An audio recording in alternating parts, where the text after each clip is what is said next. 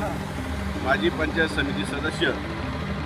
तर तुम्ही या रस्त्याबाबत मी नेमकं इथं शहा पेट्रोल पंपावरती पेट्रोल टाकायला आले असताना माझ्या हे लक्षात आलं, हा जो रस्ता चालू आहे हा रस्ता बिलकुल पूर्णपणे निकृष्ट दर्जाचा आहे आणि हा रस्ता चालू शकत नाही.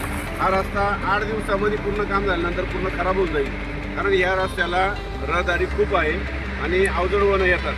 हा रस्त्याला कुठल्याही प्रकारचं डांबर एकदम चुकीचं आहे आणि हे आम्हाला मान्य नाही. हाताने निघत आहे. हा रस्ता पूर्ण खोदल्याशिवाय हा रस्ता चांगला होऊ शकत नाही. त्याच्यामुळं कोणत्याही परिस्थितीमध्ये हे रस्ता उकरणं गरजेचं आहे, त्याच्यानंतर खडीकरण करणं गरजेचं आहे, त्याच्यानंतर बीबीएम करणं गरजेचं आहे. त्याच्यामुळं हा रस्ता कोणत्याही परिस्थितीत स्टॉप करून आणि शासनाने त्याची तात्काळ दखल घ्यावा आणि आता आम्ही याच्यात तीव्र आंदोलन करण्याची तयारीत आहे. त्यानंतर इथं विजय घोडेराव आहे, तर त्यांना आपण इथं तुमच्या लक्षात कसं काय आलं तेव्हा हे रस्ते? नमस्कार, मी विजय घोडेराव. मी तर माझ्यासमोर पेट्रोल पंप आहे आणि कालपासून हे काम चालू झालं. काल जवळजवळ दिवसभरामध्ये 1 किलोमीटर यांनी काम केलं आणि माझ्यासमोर काम चालू होतं. माझी इथं व्हिडिओ कॅमेरे पण आहेत. त्यात या रस्त्याचं काय काम होतं मला दिसण्यात आलं. त्यामध्ये कोणत्याही प्रकारचं त्यांनी खोदकाम केलेलं नव्हतं. डांबरीकरणही व्यवस्थित झालं नाही. फक्त खडी टाकली आणि फक्त त्यामध्ये टाकली. याची विचारणा मी सकाळी कॉन्ट्रॅक्टरांना पण केली, तर त्यांनी मला उडवडीची उत्तरे दिली. त्यांनी सांगितलं तुम्हाला काय करायचं तुम्ही करू शकता. म्हटलं ठीक आहे चालेल.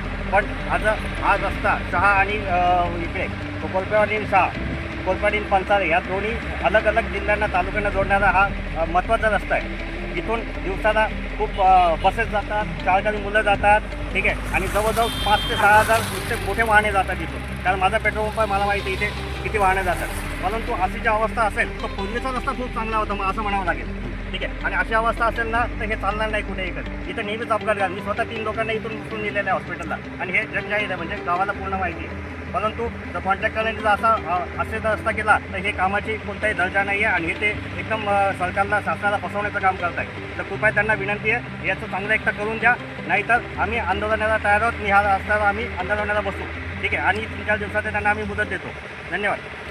तर बघा की कोटी रुपयाचा निधी या शासनाने या रस्त्यासाठी दिलेला आहे आणि तो रस्ता याच्यासाठी दिलेला आहे का 2 जिल्ह्याची बाउंड्री या ठिकाणी आहे आणि जेणेकरून जी येणारी रहदारी आहे, उसाचे ट्रक येतात, शाळेतून मुलं जातात आणि अनेक प्रकारचे वाईचं मोठी बाजारपेठ आहे. इकडे जोडलेली सिन्नरची बाजारपेठ आहे, इकडं कोपरगावची बाजारपेठ आहे. इथं अनेक प्रकारची सतत वाहतूक चालते आणि या वाहतुकीला जोडण्यासाठी शासनाने रस्ता मंजूर केलेला आहे. आणि तो जर रस्ता अशा प्रकारचं करत असेल तर त्यांनी सदर कॉन्ट्रॅक्टर्सला पण सांगितलं, पण त्यांनी अशा प्रकारची उत्तरं दिले का तुम्हाला जे करायचं ते म्हणजे जे करोडो रुपये तुम्हाला